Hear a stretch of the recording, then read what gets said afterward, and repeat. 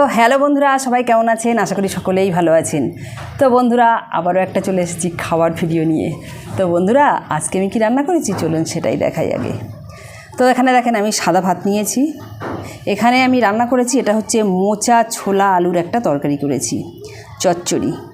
আর এখানে রান্না করেছি আমি এরকম দেখেন জ্যান্ত মানে বড় একদম তেলাপিয়া মাছ, মাথাও নিয়েছি আর এখানে একটা দাকাও নিয়েছি। এটা হচ্ছে বেগুন দিয়ে করেছি, মানে একদম জ্যান্ত তেলাপিয়া মাছ। আর এইখানে করেছি এটা শেষে খাবো আমের চাটনি। তো বন্ধুরা, এই রান্না করে উঠতে পেরেছি, তো চলুন খাওয়া যাক। তো খাওয়া শুরু করি, প্রথমে মোচা দিয়েই খেয়ে দেখি। এই মোচাটা আমার ভীষণই ভালো লাগে খেতে, মানে বলবেন হয়তো তোমার কি ভালো লাগে না, কষ্ট করে রান্নাবান্না করার পরে সব কিছুই আমার ভালো লাগে খেতে, এটাই সত্য কথা। তো বিসমিল্লাহির রহমানির রহিম।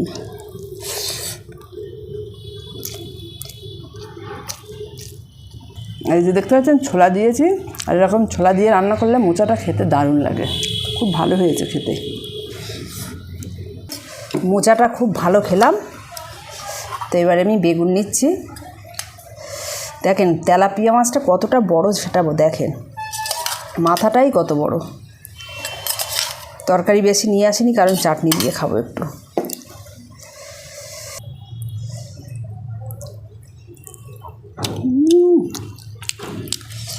মাছ তরকারিতে পড়লে তার স্বাদই মানে অন্যরকম হয়ে যায়, মানে সেই স্বাদ।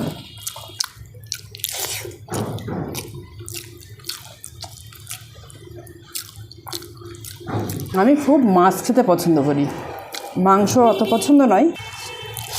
মাংস তো আমি বেশি খেতে পারি না, কিন্তু মাছ আমি 3-4 পিস খেয়ে নেব।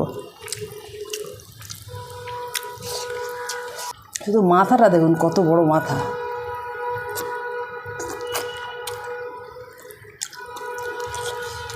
বলবো বেগুন দিয়ে তেলাপিয়া মাছের এই মানে তরকারিটা এত ভালো হয়েছে খেতে।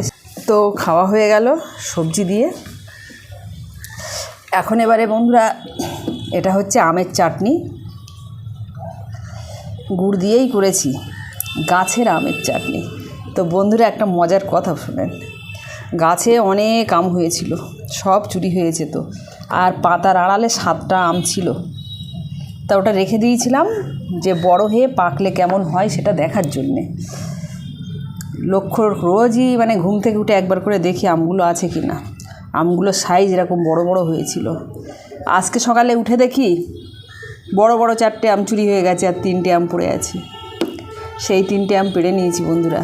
পেড়ে নিয়ে আজকে ভাবলাম যে এটাও সে পেড়ে নিয়ে চলে যাবে কেউ, ওর থেকে চাটনি বানিয়ে খাই। পাকলে আর খাওয়া হলো না। প্রথম গাছের আম পাকলে যে কেমন স্বাদ হয় সে আর দেখা হলো না। তা গাছটা একটু বড় হলে তারপরে যদি দেখা যায়। মনটা খারাপ যে একটু গাছে দেখতে ভালো লাগছিল, কিন্তু কখন কখন পেড়ে নিচ্ছে মানে বুঝতেই পারলাম না। খালি বুঝতে পারলাম যে আমগুলো নেই। তাই আমের চাটনিটা খেয়ে দেখি।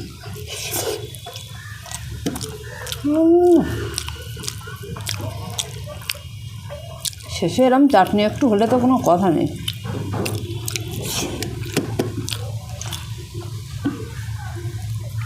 তো বন্ধুরা, আমি এখন এটা চেটে পুটে খাবো।